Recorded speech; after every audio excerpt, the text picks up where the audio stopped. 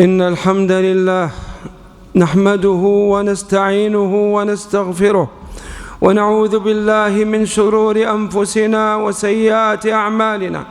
إنه من يهده الله فلا مضل له ومن يضلل فلا هادي له، وأشهد أن لا إله إلا الله وحده لا شريك له، وأشهد أن محمدًا عبده ورسوله.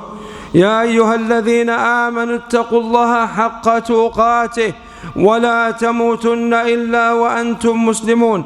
يا أيها الناس اتقوا ربكم الذي خلقكم من نفس واحدة وخلق منها زوجها وبث منهما رجالا كثيرا ونساء، واتقوا الله الذي تساءلون به والأرحام إن الله كان عليكم رقيبا.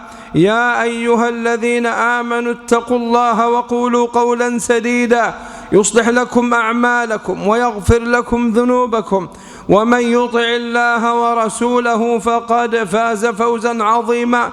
أما بعد، فإن خير الحديث كتاب الله، وخير الهدي هدي محمد صلى الله عليه وعلى آله وصحبه وسلم، وشر الأمور محدثاتها، وكل محدثة بدعة، وكل بدعة ضلالة.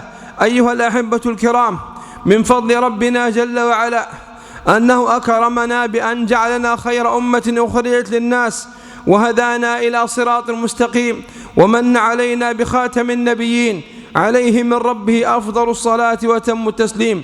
ونبينا صلوات الله وسلامه وبركاته عليه وصفه الله فقال: بالمؤمنين رؤوف رحيم، صلوات الله وسلامه وبركاته عليه.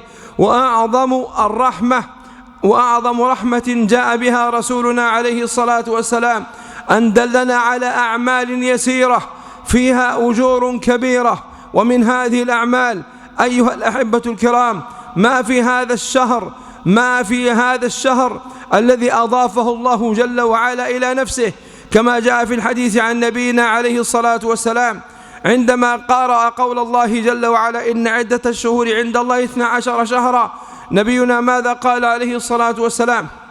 إن الزمان استدار كهيئته يوم خلق الله السماوات والأرض. السنة عند الله 12 شهرا منها 4 حرم، ثم ذكر الأشهر الحرم وذكر منها شهر الله المحرم.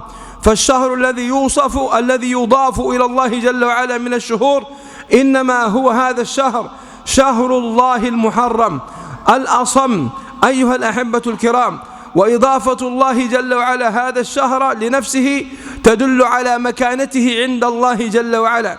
ولذلك صح عن نبينا عليه الصلاة والسلام أن الله جل وعلا جعل أفضل الصيام بعد رمضان الصيام في هذا الشهر، فهذا شهر أضافه الله إلى نفسه، ثم خصه الله جل وعلا بعبادة أيضا أخص بها نفسه، كما جاء الحديث عن نبينا عليه الصلاة والسلام أنه قال: الصوم لي، أي ربنا قال: الصوم لي وأنا أجزي به.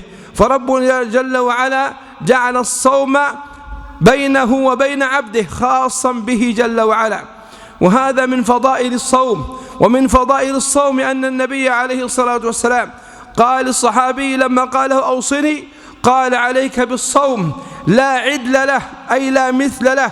وبما أننا في أيام شديدة الحرارة ونحتاج يا عباد الله إلى أن نرتوي، فأعظم ما يرتوي به الإنسان أن يتقرب إلى الله جل وعلا بالصيام ليكون من أهل باب الريان الذين هم يدخلون الجنة من هذا الباب لكثرة صيامهم. وكل الناس في يوم القيامة عطشا، فربنا جل وعلا يكرم الصائمين بالخصوص بالدخول من باب الريان إكراما لهم جل وعلا. ونبينا صلوات الله وسلامه وبركاته عليه لما كان في مكة وجد قريش تصوم يوم عاشوراء، فصامه النبي عليه الصلاة والسلام كما ثبت في الصحيح. ثم بعد ذلك لما ذهب إلى المدينة صلوات الله وسلامه وبركاته عليه وجد اليهود يصومون هذا اليوم. أما صيام أهل الكفر من قريشيين لهذا اليوم إنما كان متابعة لإبراهيم وإسماعيل عليهما صلوات الله وسلامه، كما ذكر بعض الشراح. وأما صيام اليهود لهذا اليوم إنما كان متابعة لنبي الله موسى عليه وعلى نبينا أفضل الصلاة والتسليم.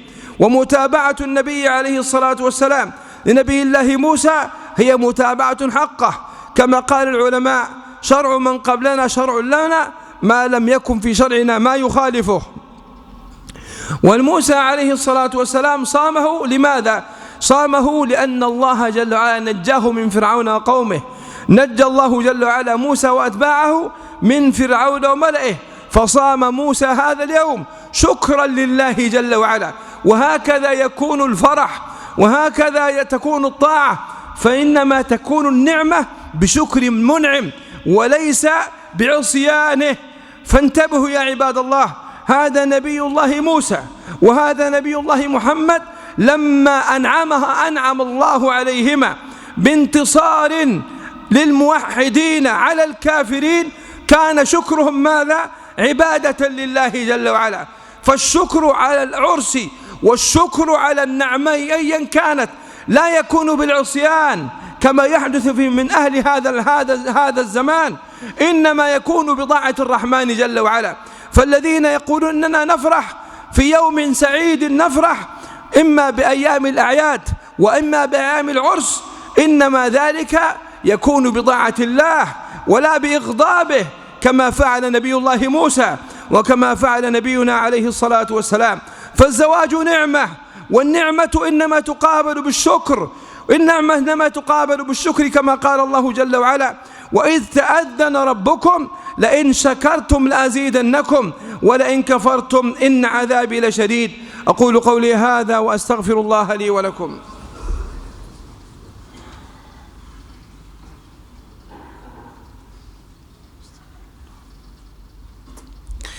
الحمد لله على إحسانه، والشكر له على أفضاله وإنعامه، وأشهد أن لا إله إلا الله تعظيما لشانه، وأشهد أن محمدا عبده ورسوله صلى الله عليه وعلى آله وصحبه وإخوانه وسلم تسليما كثيرا. أيها الفضلاء، نعمة الله جل وعلا ونعمه علينا تترى، يجب علينا أن نشكره سبحانه وتعالى عليها. فنبي الله موسى شكر الله على ما أنعم عليه، ونبينا عليه الصلاة والسلام تابع موسى في ذلك. ولا بأس أن يتابع المسلم يا عباد الله الأمم السابقة في رقيها وتقدمها وتحضرها، يأخذ منها ما كان نافعا ويترك منها ما كان ضارا. هكذا فعل رسول الله، لا كما نفعل نحن ننساق كالبهائم خلف هؤلاء الكفار، لا نميز بين خبيث وطيب. فنبينا عليه الصلاة والسلام أخذ منهم ما يرضي الله جل وعلا واتبعهم في ذلك، لا كما يفعل شبابنا ولا كما تفعل مجتمعاتنا ونساؤنا من النظر إلى الموضات والنظر إلى خس الأخلاق والنظر إلى الثورات التي استوردناها من عندهم، فنخرج على ولاة الأمور متابعة للثورة الفرنسية أو للثورة الفلانية.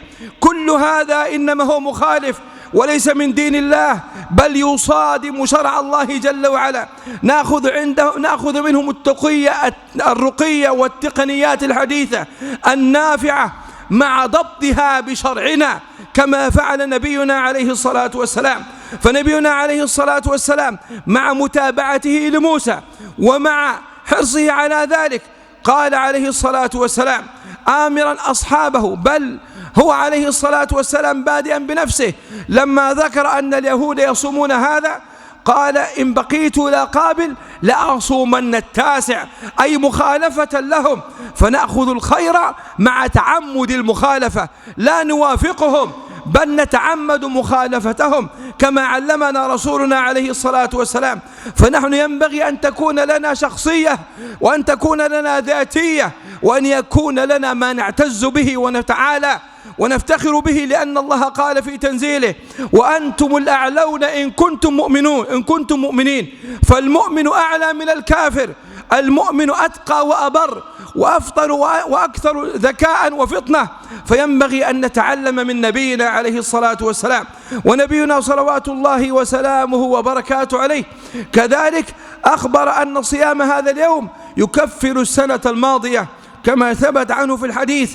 بل إن أصحاب النبي عليه الصلاة والسلام من حرصهم على هذا اليوم كانوا يصومون الأطفال الصغار، حتى إذا بكى الطفل أعطوه اللعبة من العهن ليتلهى بها عن الطعام. ونبينا عليه الصلاة والسلام كما ثبت في الصحيح لم يكن يتحرى يوما يخصه بالتقصي والتتبع ليصومه إلا يوم عاشوراء صلوات الله وسلامه وبركاته عليه. إذن سنة النبي عليه الصلاة والسلام صيام اليوم التاسع واليوم العاشر، هذا ما حث عليه رسول الله صلوات الله وسلامه وبركاته عليه. أسأل الله الذي لا إله إلا هو أن يجعلني وإياكم من المرضيين. اللهم تولى أمرنا أجمعين، واغفر ذنوبنا يا رب العالمين، واشرح صدورنا وهيئ لنا من أمرنا رشدا. اللهم يا مقلب القلوب ثبت قلوبنا على دينك. اللهم يا مصرف القلوب صرف قلوبنا إلى طاعتك. اللهم أعز الإسلام والمسلمين، اللهم أعز الإسلام والمسلمين، اللهم أعز الإسلام والمسلمين، وأذل الشرك والمشركين. اللهم عليك بأعداء الدين، اللهم عليك بأعداء الدين. اللهم اجمع كلمة المسلمين على ما يرضيك. وصلى الله وسلم وبارك على عبده ورسوله نبينا محمد.